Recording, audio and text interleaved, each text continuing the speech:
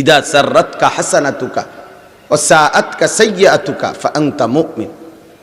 আল্লাহর নবী সাল্লাল্লাহু আলাইহি সাল্লাম বলেন, যখন নেক কাজ করলে তোমার খুশি লাগে আর গুনাহের কাজ করলে কষ্ট লাগে, তখন তুমি মনে রেখো তুমি মুমিন।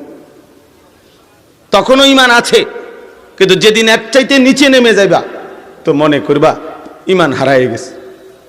অর্থাৎ দিনের পর দিন, মাসের পর মাস, বছরের পর বছর আল্লাহর নাফরমানি করতেছ, কিন্তু একটুও বিবেকের মধ্যে একটু অনুশোচনা, আফসুস, লজ্জা, শরম কিচ্ছু নাই। বরং এই আল্লাহর নাফরমানির উপরে হাসে, খায়, ঘুমায়, ফুর্তি করে, রং তামাশা করে, এই ব্যক্তির উপরে আল্লাহর লানত, মূলত খোদার লানত পড়ছে তার উপরে। এই জন্য বছরের পর বছরও আল্লাহর নাফরমানি করে কলিজাটার মধ্যে একটু নড়েও না।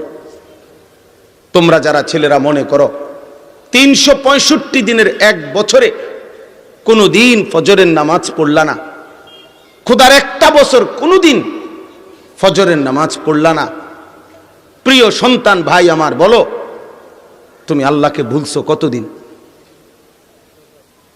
তাহলে একটি বছর কোনোদিন ফজরের নামাজ পড়লা না, কারণটা কি? এমন হলো কেন? মূল কারণ হলো তোমার উপরে আল্লাহর লানত পড়ছে। এই কারণ খোদার লানত পড়ছে তোর উপরে, এই জন্য আল্লাহ তোকে সেজদা ভুলায় দিছে, এই জন্য আল্লাহ তোকে আখিরাত ভুলায় দিছে, এই জন্য আল্লাহ তোকে আখিরাত ভুলায় দিছে। 30 বছর ধরে মিথ্যা বলে, 30 বছর ধরে সুদ খায়, প্রতিদিন ওজনে কম দেয়, প্রতিদিন নাচ গান, নাটক, সিনেমা, নর্তকী, ছবি, উলঙ্গ দৃশ্য, জিনা, ব্যভিচারের দৃশ্য প্রতিদিন দেখতেছে, প্রতিদিন আল্লাহর নাফরমানি, বছরের পর বছর বিড়ি সিগারেট খাইতেছে, কথায় কথায় গালিগালাজ করতেছে, প্রতিদিন হারাম উপার্জন করতেছে। একজন মুসলমান এভাবে ধারাবাহিক 30 বছর মিথ্যা বলে কেমনে? 20 বছর মিথ্যা বলে কেমনে মিয়া? 30 বছর সুদ খায় কেমনে? একজন মহিলা 20 বছর কেমনে বেপর্দা থাকে? একটা মুসলমানের ঘরে প্রত্যেক দিন কেমনে নাচ গান, নাটক, সিনেমা, টেলিভিশন চলে? কিভাবে? এইভাবে আল্লাহকে ভুলে গেল কেমনে? আখিরাত ভুলে গেল কেমনে? মূলত আল্লাহর লানত পড়ছে, এই কারণে ভুলে গেছে। খোদার লানত পড়ছে তোমার উপরে, তোমার ফ্যামিলির উপরে আল্লাহর লানত পড়ছে। এই জন্য তোমার ফ্যামিলি ওয়ালারা বাত চিনছে, সেজদা চিনে নাই। এই জন্য তোমার ঘরওয়ালারা বিল্ডিং চিনছে, কিন্তু মালিক চিনে নাই। মালিক চিনে না, বিল্ডিং চিনছে, বিল্ডিং বুঝছে। ওয়ালা তাকুনু কাল্লাযীনা নাসুল্লাহা ফাআনসাহুম আনফুসাহুম। আল্লাহ বলে, বান্দা আমি আল্লাহকে এতটা ভুলে যেও না। বেশি লম্বা যদি ভুলে যাও, একদিন আমি আল্লাহ তোমাকেই ভুলায় দেব।